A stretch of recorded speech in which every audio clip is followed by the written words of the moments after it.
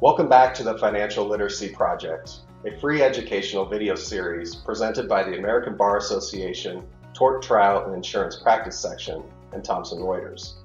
Remember as you proceed through the Financial Literacy Project modules that the information provided is for educational and informational purposes only.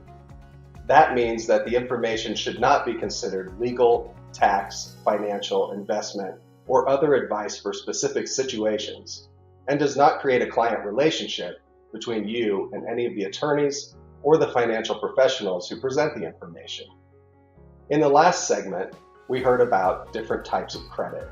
In the next segment, we'll learn about the difference between credit unions and banks. So let's hear from our next presenter, Laura.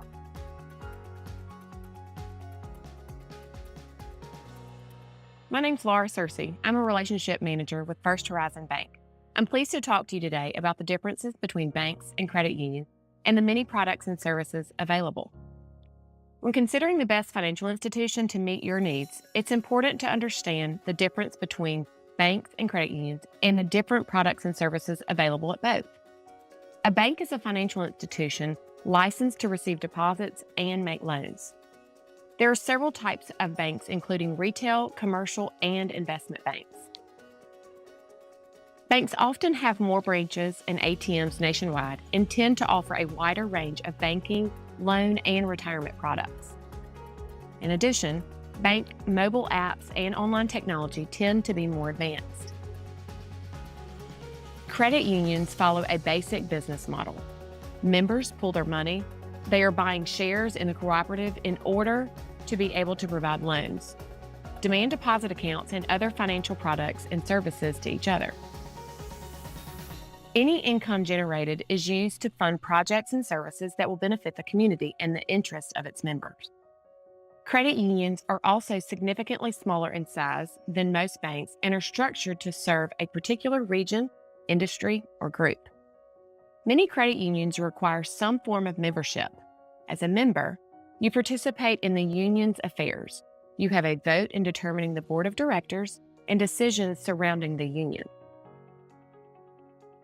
Credit unions also tend to have lower fees and better interest rates on saving accounts, loans, and credit unions are exempt from paying corporate income tax on earnings. Next, we'll discuss products and services. A checking account is a deposit account that allows the holder to make deposits and withdrawals. Checking accounts are very liquid, allowing for numerous deposits and withdrawals, as opposed to less liquid savings or investment accounts. Typically, checking accounts don't offer much, if any, interest. Money can be deposited in a checking account at a bank and via ATMs, through direct deposit or other electronic transfer. Account holders can withdraw funds via banks and ATMs by writing checks or use an electronic debit card or credit cards paired with their accounts. It's important to keep track of checking account fees, which are assessed for overdrafts, writing too many checks, and allowing the account balance to drop below a required minimum, if applicable. Savings accounts are interest-bearing deposit accounts held at a bank or other financial institution. Though these accounts typically pay a modest interest rate, their safety and reliability make them a great option for setting aside cash you want available for short-term needs.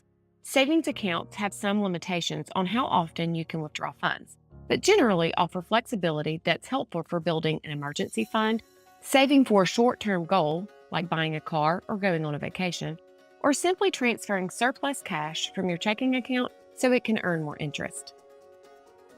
Types of savings accounts include traditional savings, certificates of deposit, and money market savings. A credit card is issued by a financial institution and enables the cardholder to borrow funds from that institution. Cardholders agree to pay money back with interest according to the institution's terms. Credit cards are issued in a variety of categories.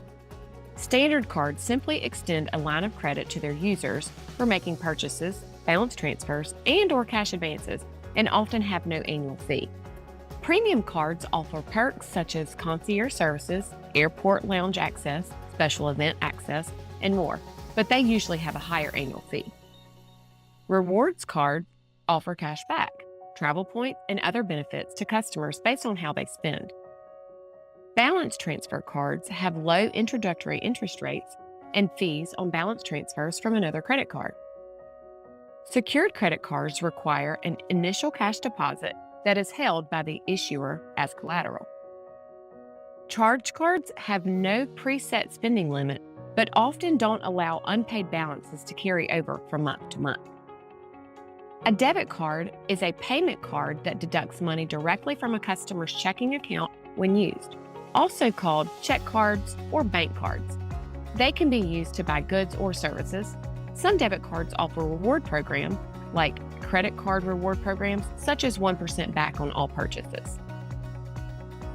Debit cards can be used to get cash from an automated teller machine, ATM, or a merchant who will add an extra amount onto a purchase. Having a debit card eliminates the need to carry cash or physical checks to make purchases, which can usually be made with or without a personal identification number.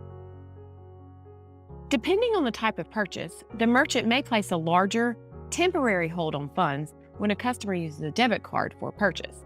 Example of this can include hotel rooms, car rentals, etc. Keeping in mind that debit cards usually have daily purchase limits, meaning it may not be possible to make an especially large purchase with a debit card. Additionally, you may be charged an ATM transaction fee if you use your debit card to withdraw cash from an ATM that's not affiliated with the bank that issued your card. Prepaid debit cards are an option for people who don't have a credit card or access to a regular debit card connected to a bank account.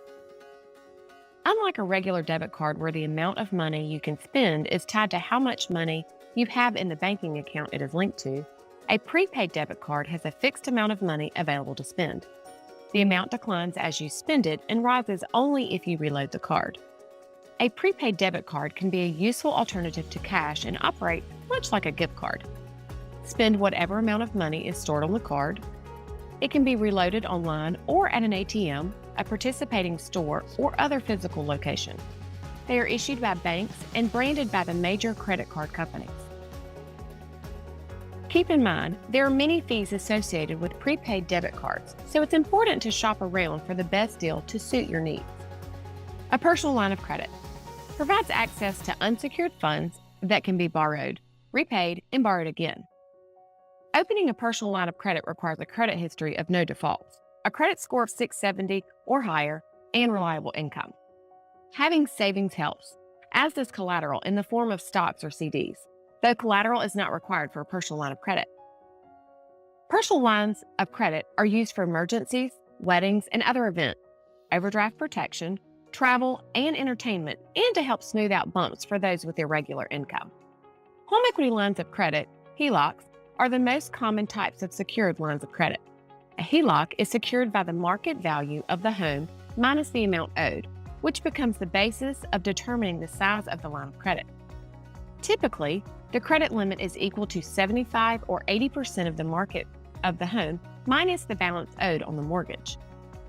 HELOCs often come with a draw period, usually 10 years, during which the borrower can access available funds, repay them, and borrow again. After the draw period, the balance is due, or a loan is extended to pay off the balance over time. HELOCs typically have closing costs, including the cost of an appraisal on the property used as collateral. We've just covered banks versus credit unions and products and services. Now, let's get digital and learn about online and mobile banking and transferring funds. Congratulations, you've completed the Banking Matters module for the Financial Literacy Project. Knowledge is power, so be sure to share this module with your friends, family, or anyone else in the community who might benefit from it. Empowering ourselves changes our lives, but empowering others changes our communities.